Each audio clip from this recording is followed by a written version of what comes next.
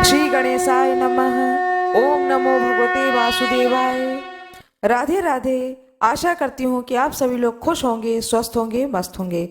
आज मैं आप लोगों को बताने जा रही हूँ पौष मास कृष्ण पक्ष में जो एकादशी का व्रत किया जाएगा। यह व्रत जो कि सफला एकादशी है, पौष मास कृष्ण पक्ष की सफला एकादशी के व्रत का महात्म्य। पौष मास कृष्ण पक्ष एकादशी को सफला एकादशी का व्रत किया जाता है। इस दिन भगवान नारायण का नारियल, सुपारी, आंवला, अनार, लौंग आदि से विधिवत पूजन करना चाहिए। इस व्रत को धारण करने वाले प्रातः काल स्नान करके भगवान की आरती करें तथा भोग लगाएं। ब्राह्मण तथा गरीबों को भोजन अथवा दान देना चाहिए। रात में जागरण करते हुए कीर्तन पाठ करना चाहिए। इस व्रत को करने से समस्त कार्यों में सफलता मिलती है, इसलिए इसका नाम सफला एकादशी है।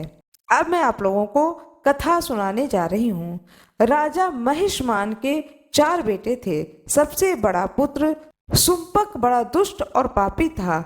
वह पिता के धन को कुकर्मों में नष्ट करता रहता था। दुखी होकर के राजा ने उसे देश निकाला कर दिया, परंतु उसकी लूटपाट की आदत न छूटी। एक बार उसे 3 दिन भोजन ही नहीं नसीब हुआ। वह भोजन की तलाश में एक साधु की कुटिया पर जा पहुंचा। उस दिन सफला एकादशी थी। महात्मा ने उसका मीठी वाणी से सत्कार किया और कुछ खाने के लिए भोजन दिया। महात्मा के इस व्यवहार से उसकी बुद्धि परिवर्तित हो गई। उसने सोचा कि मैं भी मनुष्य ही हूँ, पर कितना दुराचारी और पापी हूँ। वह साधु के चरणों पर गिर पड़ा। साधु ने उसे अपना शिष्य बना लिया। धीरे धीरे उसका चरित्र निर्मल होता गया। वह महात्मा की आज्ञा से एकादशी का व्रत करने भी लगा। जब वह बिल्कुल बदल गया तो महात्मा ने उसके सामने अपना असली रूप प्रकट किया। महात्मा के वेश में उसके सामने उसके पिता खड़े थे। पुत्र के सद्गुणों से युक्त जान करके राजा महिष्मान ने उसे राजकाज सौंप दिया। लुम्पक ने राजकाज संभाल करके आदर्श प्रस्तुत किया। लुम्पक आजीवन सफला एकादशी का व्रत रखने लगा। भगवान विष्णु की जय हो। जिस प्रकार से लुम्पक की बुद्धि भगवान ने परिवर्तित कर दी और जीवन में उसे सफल बनाया, इसी प्रकार से कथा कहने वाले के और कथा सुनने वाले के भगवान सारी समस्याओं को समाप्त करें और जीवन में उसे सफलता प्रदान करें। भगवान विष्णु की जय हो। अब मैं आप लोगों को सफला एकादशी की एक दूसरी कथा सुनाने जा रही हूँ। पौष मास कृष्ण पक्ष की सफला एकादशी की कथा।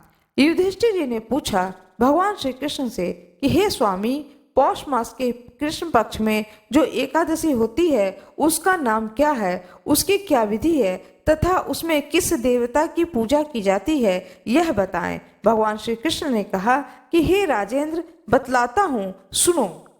बड़े दक्षिण वाले यज्ञों से भी मुझे उतना संतोष नहीं होता है जितना एकादशी व्रत के अनुष्ठान से होता है। इसलिए सर्वथा प्रयत्न करके एकादशी का व्रत करना चाहिए। पौष मास के कृष्ण पक्ष में सफला नाम की एकादशी होती है। उस दिन पूर्वोक्त विधान से ही विधि पूर्वक भगवान नारायण की पूजा करनी चाहिए। एकादशी कल्याण करने वाली है, अतः इसका व्रत अवश्य ही करना चाहिए। जैसे नागों में शेषनाग, पक्षियों में गरुड़, देवताओं में श्री विष्णु तथा मनुष्यों में ब्राह्मण श्रेष्ठ है, उसी प्रकार संपूर्ण व्रतों में एकादशी तिथि का व्रत श्रेष्ठ है। हे राजन, सफला एकादशी को नाम मंत्रों का उच्चारण करके फलों के द्वारा श्री हरि का पूजन करें। नारियल के फल, सुपारी, बिजौरा नींबू, जमीरा नींबू, अनार, सुंदर आंवला, लौंग, बेर तथा विशेषतः आम के फलों से देव देवेश्वर श्रीहरि की पूजा करनी चाहिए। इसी प्रकार धूप दीप से भी भगवान की अर्चना करनी चाहिए। सफला एकादशी को विशेष रूप से दीप दान करने का विधान है। रात को वैष्णव पुरुषों के साथ जागरण करना चाहिए। जागरण करने वालों को जिस फल की प्राप्ति होती है वह हजारों वर्ष तपस्या करने से भी नहीं मिलता है। हे नरश्रेष्ठ, अब सफला एकादशी की शुभ कारणी कथा सुनो। चंपावती नाम से विख्यात एक पुरी है जो कभी राजा महिष्मति की राजधानी थी। राजा महिष्मति के 5 पुत्र थे। उनमें से जो ज्येष्ठ था वह सदा पाप कर्म में ही लगा रहता था, पर स्त्रीगामी और वैसा आसक्त था। अपने पिता के धन को पाप कर्म में ही खर्च किया करता था। वह सदा दुराचार परायण तथा ब्राह्मणों का निंदक था। वैष्णवों और देवताओं की भी हमेशा निंदा किया करता था। अपने पुत्र को ऐसा पापाचारी दे करके राजा महिष्मति राजकुमारों में उसका नाम लुम्भक रखा। फिर पिता और भाइयों ने मिलकर के उसे राज्यों से बाहर निकाल दिया। लुम्भक उस नगर से निकल करके गहन वन में चला गया। वहीं रह करके उस पापी ने प्रायः समूचे नगर का धन लूट लिया। एक दिन जब वह चोरी करने के लिए नगर में आया तो रात में पहरा देने वाले सिपाहियों ने उसे पकड़ लिया, किंतु जब उसने अपने को राजा महिष्मति का पुत्र बतलाया तो सिपाहियों ने उसे छोड़ दिया। फिर वह पापी वन में लौट आया और प्रतिदिन मांस तथा वृक्षों के फल खाकर जीवन निर्वाह करने लगा। उस दुष्ट का विश्राम स्थान पीपल वृक्ष के निकट था। वह बहुत वर्षों का पुराना पीपल का वृक्ष था। उस वन में वह वृक्ष एक महान देवता माना जाता था। पाप बुद्धि लुम्भक वही निवास करता था। बहुत दिनों के पश्चात एक दिन किसी संचित पुण्य के प्रभाव से उसके द्वारा एकादशी व्रत का पालन हो गया। पौष मास में कृष्ण पक्ष की 10वीं के दिन पापिष्ठ लुम्भक ने वृक्षों के फल खाए और वस्त्रहीन होने के कारण रात भर जाड़े का कष्ट भोगा। उस समय न तो उसे नींद आई और न ही उसे आराम मिला। वह निष्ठ प्राण सा हो रहा था। सूर्योदय होने पर भी उस पापी को होश नहीं हुआ। सफला एकादशी के दिन भी लुम्भक बेहोश पड़ा रहा। दोपहर होने पर उसे चेतना प्राप्त हुई। फिर वह इधर उधर दृष्टि डाल करके वह आसन से उठा और लंगड़े की भांति पैरों से बार बार लड़खड़ाता हुआ वन के भीतर गया। वह भूख से दुर्बल और पीड़ित हो रहा था। हे राजन, उस समय लुम्भक बहुत से फल लेकर ज्यों ही विश्राम स्थान पर लौटा त्यों ही सूर्यदेव अस्त हो गए। तब उसने वृक्ष की जड़ में बहुत से फल निवेदन करते हुए कहा, इन फलों से लक्ष्मीपति भगवान विष्णु संतुष्ट हों। यूं कह करके लुम्भक ने रात भर नींद नहीं ली। इस प्रकार अनायास ही उसने इस व्रत का पालन कर लिया। उस समय सहसा आकाशवाणी हुई, हे राजकुमार, तुम सफला एकादशी के प्रसाद से राज्य और पुत्र को प्राप्त करोगे। बहुत अच्छा कहकर उसने वह वरदान को स्वीकार किया। इसके बाद उसका रूप दिव्य हो गया। तब से उसकी बुद्धि भगवान विष्णु के भजन में लग गई। दिव्य आभूषणों की शोभा से संपन्न उसे अकंटक राज्य प्राप्त किया और 15 वर्षों तक वह उसका संचालन करता रहा। उस समय भगवान श्री कृष्ण की कृपा से उसे मनोज्ञ नामक पुत्र उत्पन्न हुआ। जब वह बड़ा हुआ तो उस लुम्भक ने तुरंत ही राज्य की ममता छोड़कर उसे पुत्र को सौंप दिया और स्वयं भगवान श्री कृष्ण के समीप चला गया, जहां जाकर के मनुष्य कभी शोक में नहीं पड़ता है। राजन, इस प्रकार जो सफला एकादशी का उत्तम व्रत को करता है वह इस लोक में सुख को भोग करके मरने के पश्चात मोक्ष को प्राप्त होता है। संसार में वे मनुष्य धन्य हैं जो सफला एकादशी के व्रत को करने में लगे रहते हैं। उन्हीं का जन्म सफल है। हे महाराज, इसकी महिमा को पढ़ने, सुनने तथा उसके अनुसार आचरण करने से मनुष्य राजसूय यज्ञ का फल पाता है। भगवान विष्णु की जय हो, माता लक्ष्मी की जय हो, खाटू श्याम बाबा की जय हो, भगवान श्री कृष्ण की जय हो, भगवान शंकर की जय हो, सभी संतों की जय हो, दिव्य संतों की जय हो, दृश्य संतों की जय हो, अदृश्य संतों की जय हो। आशा करती हूँ कि आप लोगों को यह एकादशी की व्रत कथा अच्छी लगी होगी। आज मैं आप लोगों को एक छोटी सी प्यारी सी कथा सुनाने जा रही हूँ। उन लोगों के लिए है जो भगवान को हर चीज का भोग लगाते हैं, उसके बाद उस चीज को ग्रहण करते हैं। भगवान को भोग लगाने का क्या फल प्राप्त होता है, यह प्यारी सी कथा आप लोगों को सुनाने जा रही हूँ। आप लोगों से कहना चाहती हूँ, यदि आप लोगों को यह कथा अच्छी लगे तो कृपया वीडियो को लाइक जरूर कर दीजिएगा। यह कथा उनके लिए है जो हर चीज भगवान को भोग लगा करके अर्पण करके खाते हैं। जब भगवान श्री कृष्ण ने सुदामा जी को तीनों लोकों का स्वामी बना दिया तो सुदामा जी की संपत्ति देखकर यमराज से रहा नहीं गया। यम भगवान को नियम कानूनों का पाठ पढ़ाने के लिए अपने बही खाते लेकर द्वारिका नगरी पहुंच गए और भगवान से कहने लगे कि हे प्रभु, अपराध को आप क्षमा करें, मेरे अपराध को क्षमा करें। हे भगवान, लेकिन सत्य तो यह है कि यमपुरी में शायद अब मेरी कोई आवश्यकता नहीं रह गई है, इसलिए मैं पृथ्वी लोक के प्राणियों के कर्मों का बही खाता आपको सौंपने आया हूँ। इस प्रकार यमराज ने सारे बही खाता भगवान के सामने रख दिया। भगवान मुस्कुराए और बोले कि यमराज जी, आखिर ऐसी क्या बात हो गई है जो आप इतना चिंतित लग रहे हैं। यमराज जी कहने लगे कि हे प्रभु, आपके क्षमा कर देने से अनेक पापी एक तो यमपुरी आते ही नहीं है, वो सीधे ही आपके धाम को चले जाते हैं। फिर आपने अभी अभी सुदामा जी को तीनों लोकों का दान दे दिया, सो अब बताएं कि हम कहाँ चले जाएं। यमराज जी भगवान से कहने लगे कि प्रभु, सुदामा जी के प्रारब्ध में तो जीवन भर दरिद्रता ही लिखी हुई थी, लेकिन आपने उन्हें तीनों लोकों की संपत्ति दे करके विधि के बनाए हुए विधान को ही बदल कर रख दिया। अब कर्मों की प्रधानता तो लगभग समाप्त ही हो गई है। भगवान श्री कृष्ण बोले कि यम, तुमने कैसे जाना कि सुदामा के भाग्य में आजीवन दरिद्रता का योग है।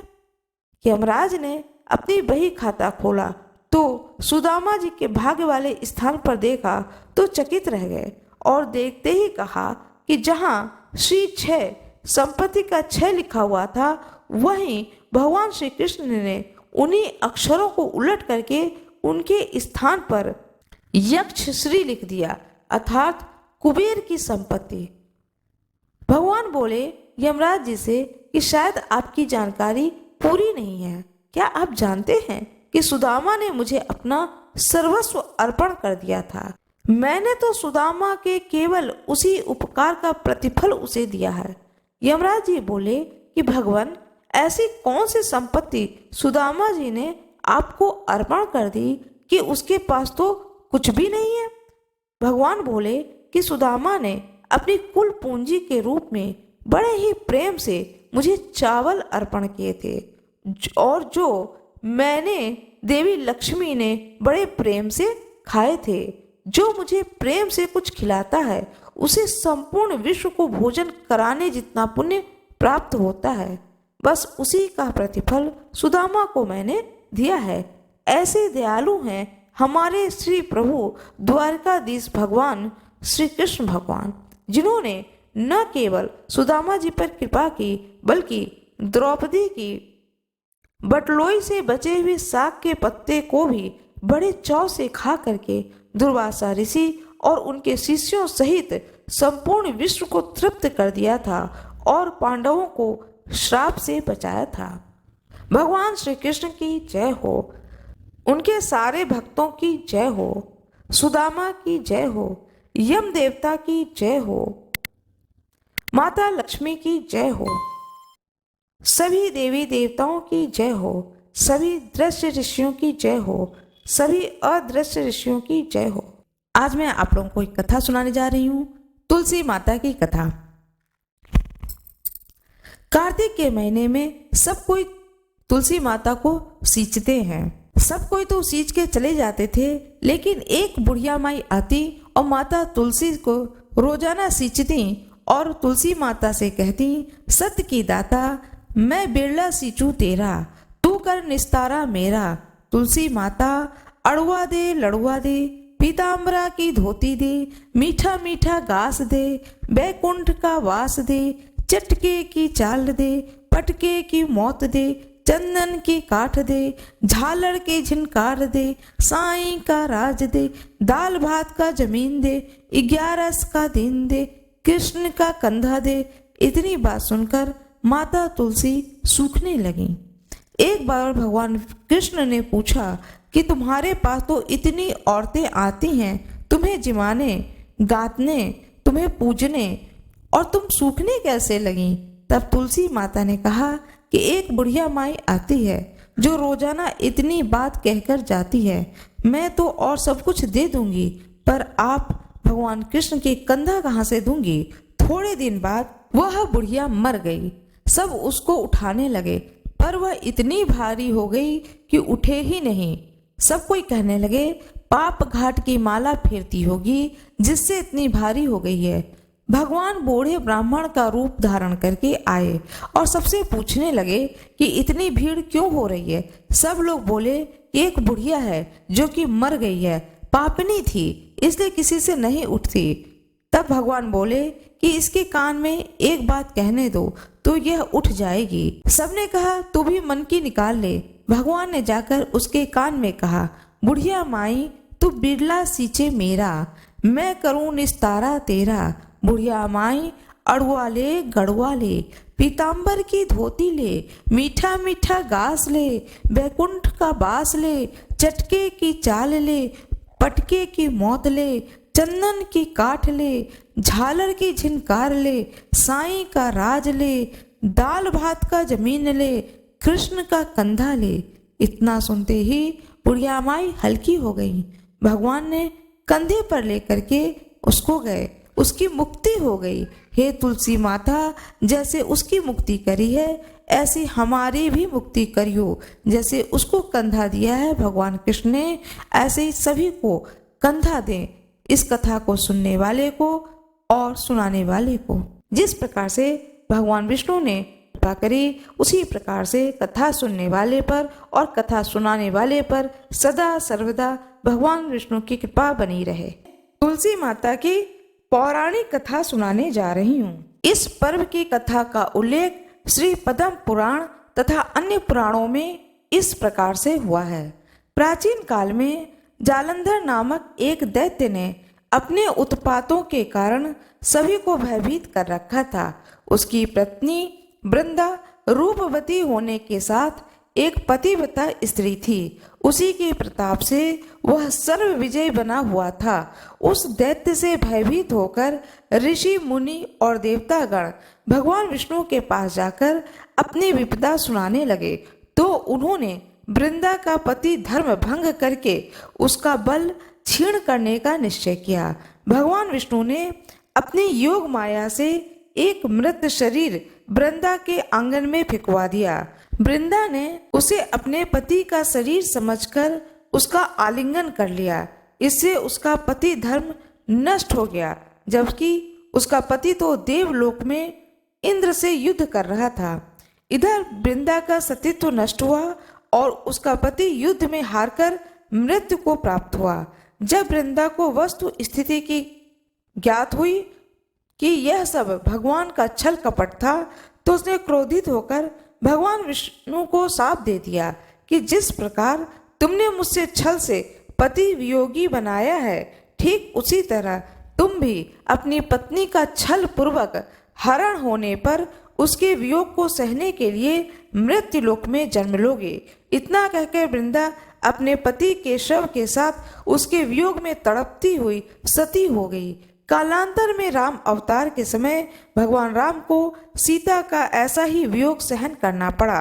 पार्वती ने वृंदा की भस्म में तुलसी, आंवला और मालती के वृक्ष लगाए।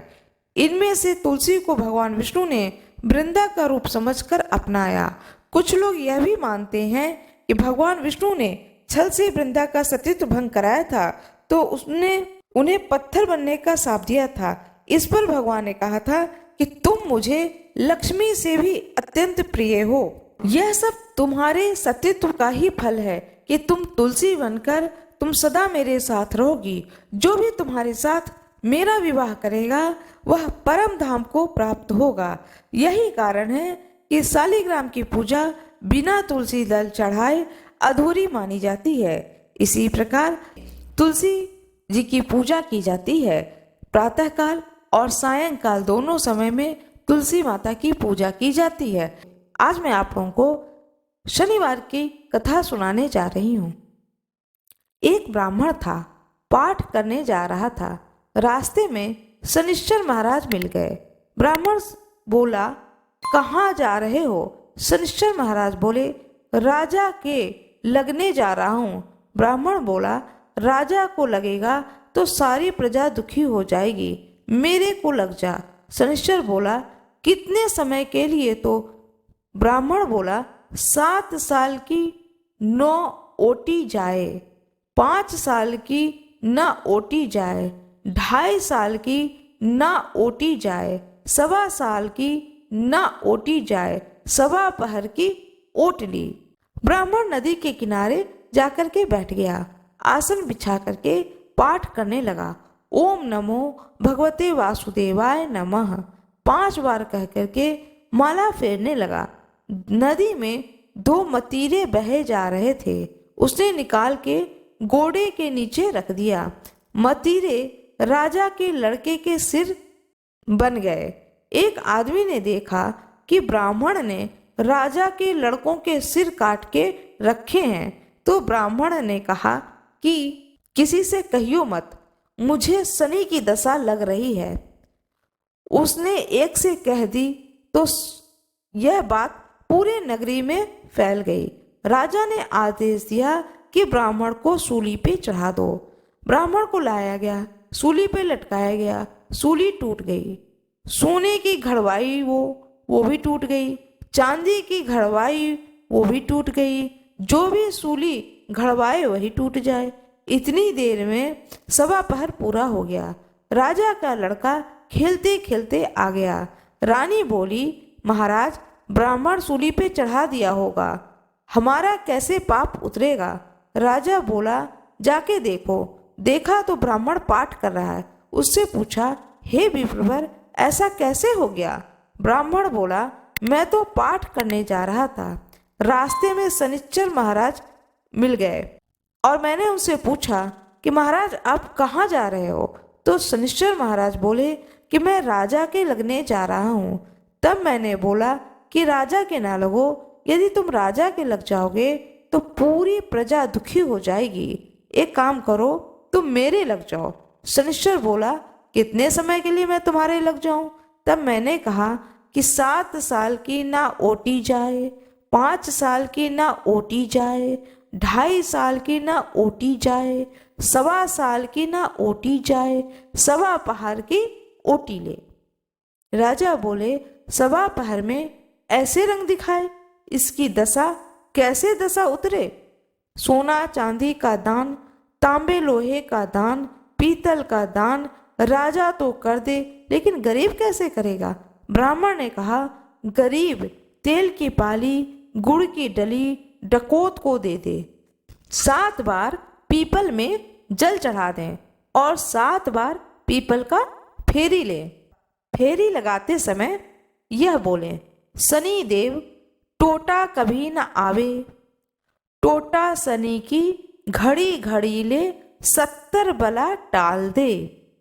7 बार कह दें, 7 बार जल चढ़ा दें, 7 बार पीपल के वृक्ष का फेरी ले लें, सारी बला टल जाए। शनि की महादशा जो चलती है उसका प्रकोप हट जाता है। इस तरह से पूजा करने से, कथा को सुनने से और पीपल देवता की फेरी लगाने से।